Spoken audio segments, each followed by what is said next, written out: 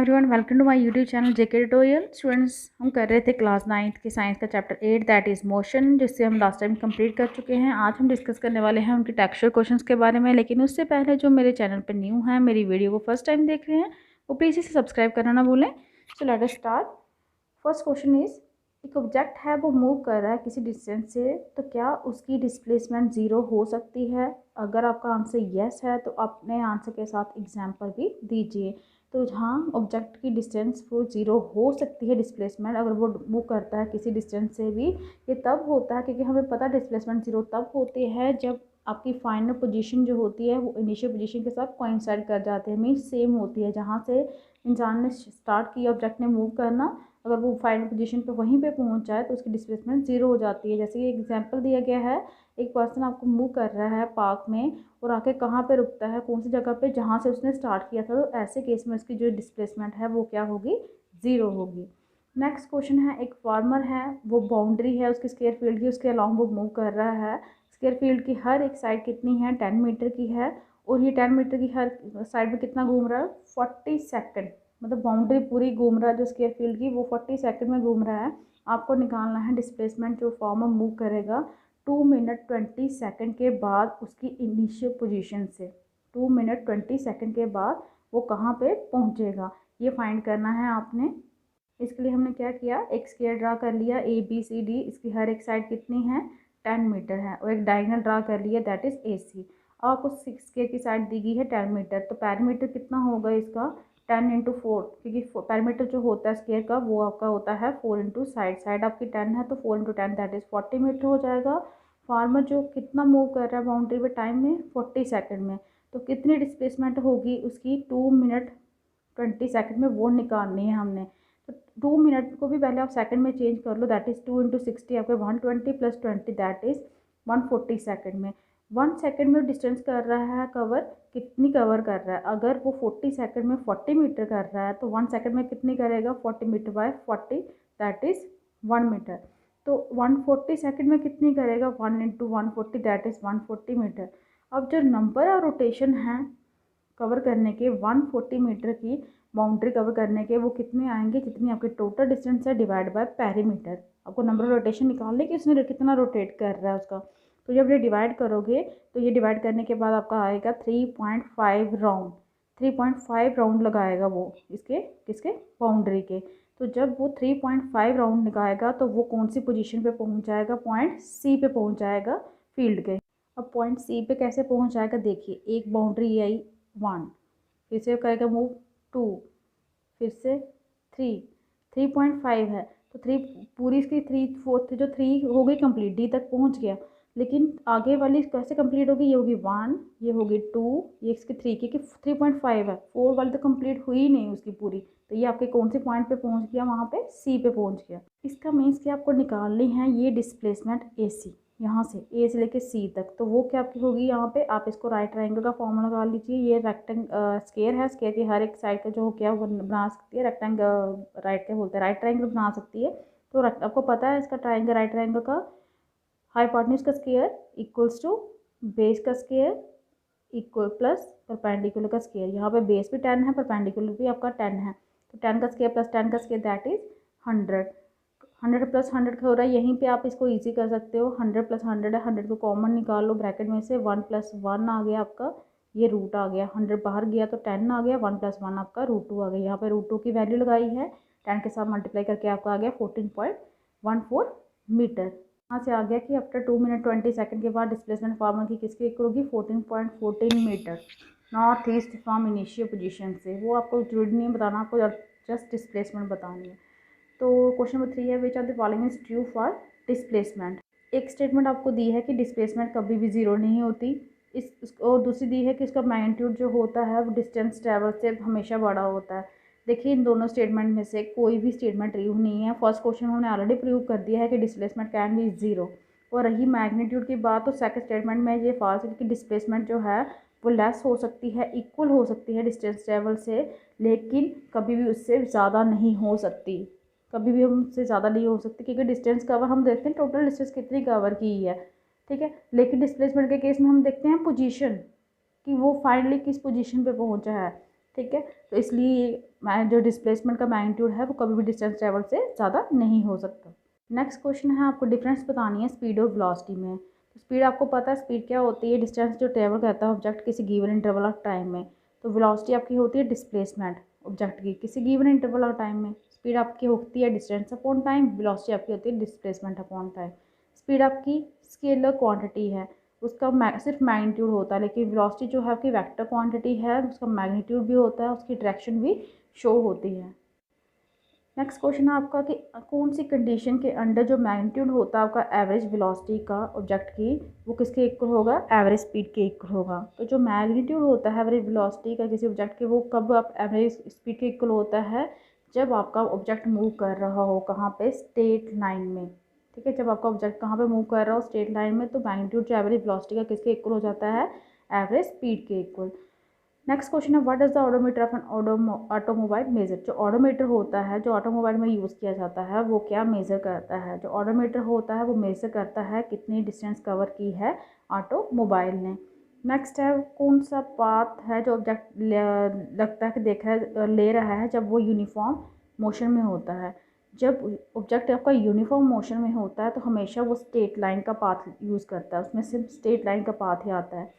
Next आपका question number 5 है, जब भी आप एक्सपेरिमेंट करते हो तो जो सिग्नल होता है स्पेसशिप पे वो रीच करता है वहाँ पे ग्राउंड में 5 मिनट्स में।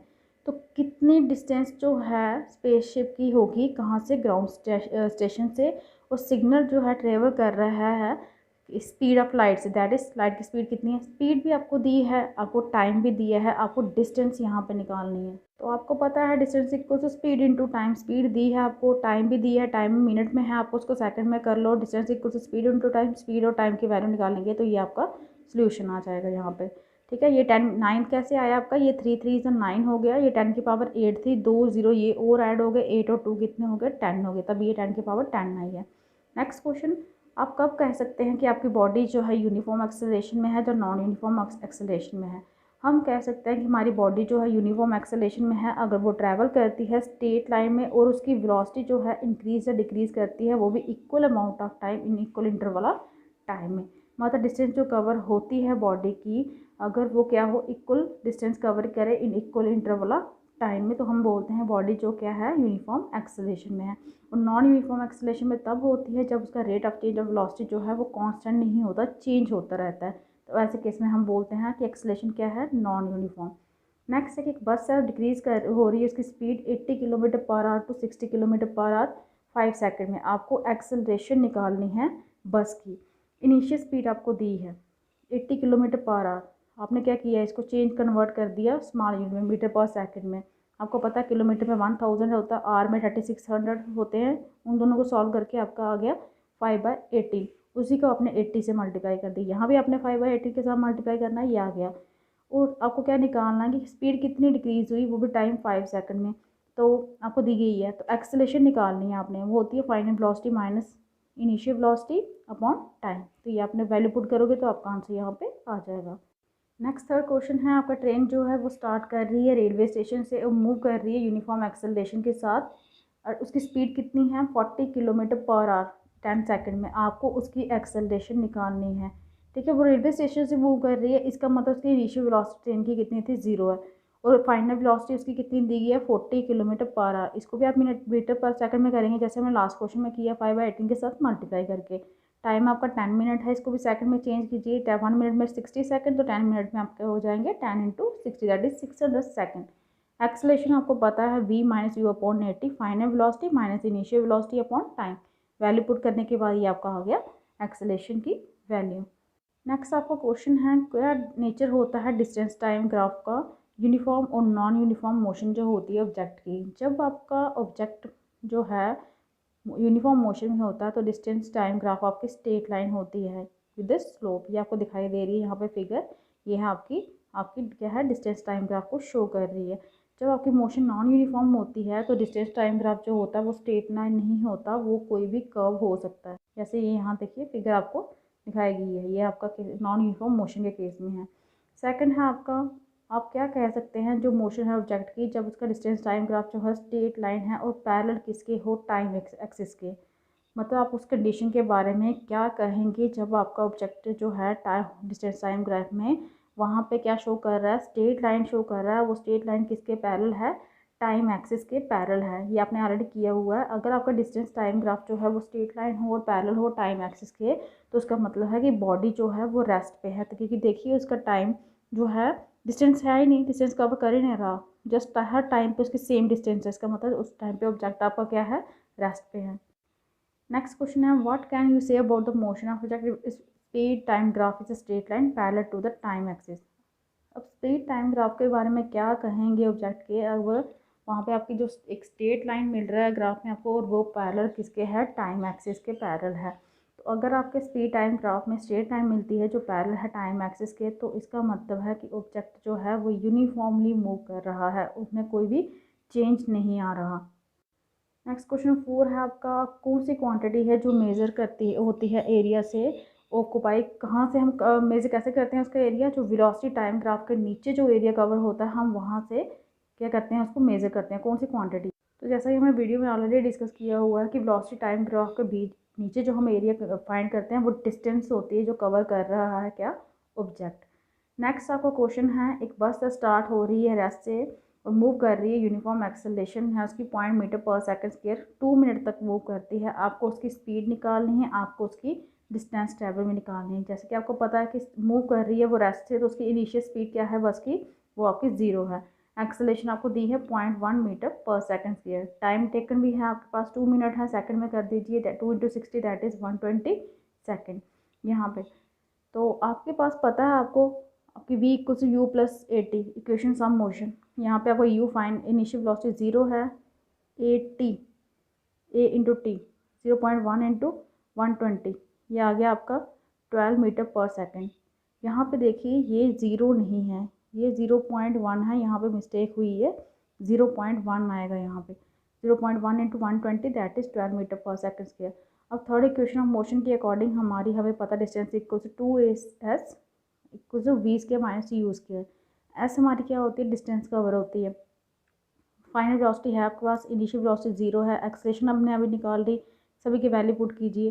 12 का स्क्वायर आपका आएगा यहाँ पे 144 इक्वल्स टू ईस्ट साइड आ जाएगा आपका 0.2, डिस्टेंस 0.2 के साथ इसको डिवाइड कर दीजिए, आपका आ जाएगा 720 मीटर।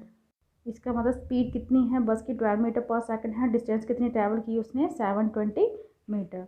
नेक्स्ट क्वेश्चन है, ट्रेन ट्रेवल कर रही है स्पीड से, कितनी स्पीड है उसकी, 90 किलोमीटर/आवर, और ब्रेक्स अप्लाई हुई हैं ताकि वो प्रोड्यूस करे यूनिफॉर्म एक्सेलरेशन -0.5 मीटर/सेकेंड।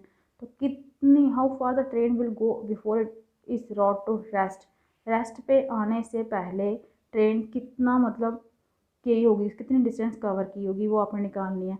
देखिए पहले दिया गया उसकी 90 किलोमीटर/आवर है, उसकी क्या स्पीड दी गई है, तो इसी को आपने किलोमीटर/आवर को क्या किया है, मीटर/सेकेंड में किया है। मैंने ऑलरेडी बताया था 90 × 5/18 चेंज करने का, तो 18 × 5 90 हो जाएगा, 5 से आपका 25 आ गया। फाइनल स्पीड उसकी 0 है, हमें उसकी किसने रेस्ट में आना है, एक्सेलरेशन उसकी -0.5 मीटर/सेकेंड²। तो आपको according third equation of motion क्या होगा, वही जो आप लगाते हो 2as = v² - u²। यहाँ पे इन्होंने क्या किया, u² को उस साइड लेके प्लस कर दिया इक्वेशन को।